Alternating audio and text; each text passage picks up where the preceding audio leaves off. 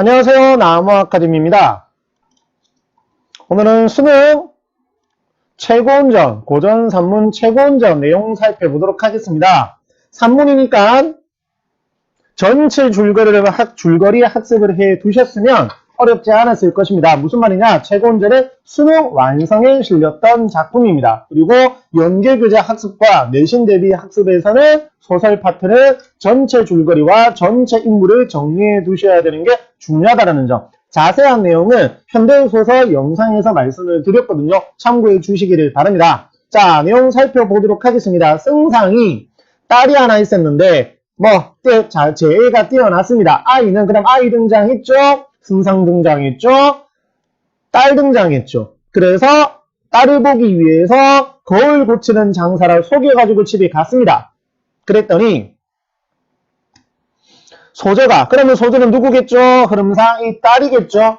거울을 꺼내서 유모, 새로운 인물, 별것 아니지만 주워 보냈습니다. 그랬더니 소재는 유모들을 따라 엿보았습니다. 장사, 그럼 장사가 여기 있는 누구겠죠? 앞에서 나왔었던 아이겠죠? 장사가 소재의 얼굴을 보고 반해가지고 일부러 깨트려서 이렇게 말을 해서 어디로 들어갑니다?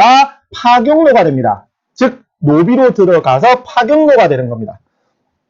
그래서 파경로라고 하는 동일인물, 즉 최고운인데 최고운이라고 하는 인물의 호칭이 아이, 최고운, 장사, 파경로까지 이렇게 4개나 되는 거죠. 잘 정리를 해 두셔야 되고, 그러고 난 다음에는 특별한 거는 없습니다. 아주 비범한 능력을 보이고 좀 비현실적인 이야기가 등장을 하는 겁니다. 그래서 승상 나업의 부인이 파경로의 능력을 인정하는 부분이고 그것을 또 말을 따릅니다. 비범한 능력을 또 보이고 있죠.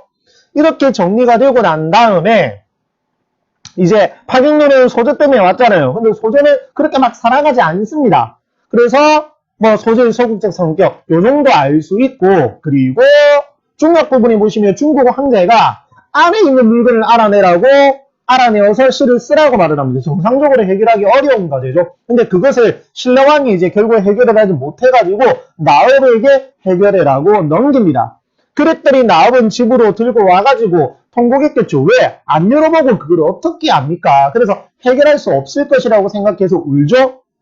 소재도 같이 울죠. 걱정 때문에. 근데 그 얘기를 들은 파경로는 기쁩니다. 왜? 파경로에게는 그 일이 별것 아닙니다. 별것 아닙니다. 그래서 웃는 거죠. 내가 뭐 하면 된다. 그거 해결하면 된다라고 해서 이렇게 말을 하죠. 거울 속에 비친 이가 반드시 그 일의 근심을 없애줄 것이요. 내가 없애줄 거다. 꽃을 받으시오라고 얘기를 했습니다. 그래서 이제 소재가 아버지한테 가가지고 우리 파경로가 저 파경로에 해결할 수 있을 것입니다 라고 하니까 승상은 아닐걸, 안될걸 라고 이야기를 합니다. 그러니까 협박을 해라. 좀 소재 무섭죠. 협박을 하면 아마 해줄 거다 라고 이야기를 하고 끝이 납니다. 이렇게 간단히 정리를 해볼 수가 있고, 저희가 이렇게 변형 문제를, 요건 이제 수능 변형 문제죠. 실제 이제 출제된 수능을 변형을 해서 이렇게 문제를 만들어서 제공도 하고, 이건 이제 제가 지금 영상 설명해 드리고 있는 제가 직접 출제한 좀 내신에 알맞게, 왜냐면 이거는 수능 대비라기보다는 내신 대비로 접근하시는 학생들이 많으실 것이잖아요. 그래서 조금 내신 대비에 가깝게 유형을 맞춰서 이렇게 문제를 출제해 놓았습니다.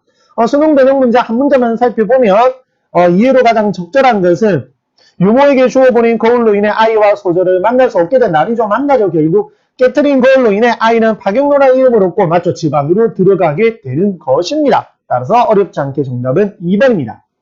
지금 보시는 이러한 다양한 자료들은 저희 나무 아카데미를 통해서 이용하실 수가 있습니다. 감사합니다.